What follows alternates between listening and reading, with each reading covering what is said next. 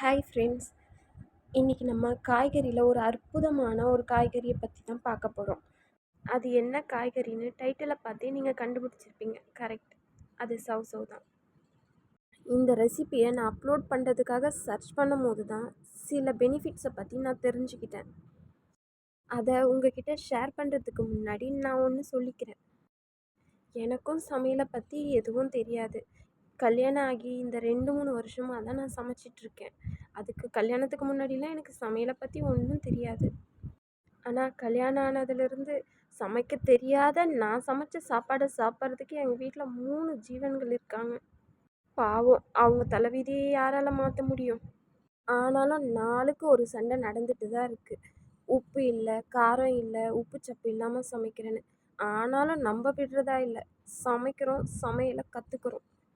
இந்த ரெசிபி எங்கள் பாட்டி தான் எனக்கு கற்றுக் கொடுத்தாங்க. சரி, ஓகே, இப்போ சௌசௌக்கு வரலாம். இதில் வாட்டர் கண்டென்ட் அதிகமாக இருக்கிறதுனால வெயிட் லாஸுக்கு ரொம்ப யூஸ்ஃபுல்லாக இருக்குது. இதில் கால்சியம் சத்து இருக்கிறதுனால குழந்தைங்கள்லேருந்து பெரியவங்க வரைக்கும் தாராளமாக சாப்பிட்லாம். இந்த காயை சாப்பிட்றதுனால தைராய்டு பிரச்சனை வராமல் தவிர்க்கலான்னு சொல்கிறாங்க. அது மட்டும் இல்லை, தைராய்டு இருக்கிறவங்களும் சாப்பிட்டா நலம் பெறலான்னு சொல்கிறாங்க. அப்புறம் ப்ரெக்னெண்ட்டாக இருக்கிறவங்களுக்கு கை காலெல்லாம் நீர் கோர்த்துக்கும் அடிக்கடி. அந்த டைம்லலாம் இந்த காய் சாப்பிட்டாங்கனாக்கா சரியாயிடும்னு சொல்கிறாங்க. இன்னும் நான் சொல்ல விட்ட நிறைய விஷயம் இருக்குது ஃப்ரெண்ட்ஸ் இந்த காய்கறியில். நீங்களும் உங்கள் வீட்டில் வாங்கி சமைச்சு பாருங்கள்.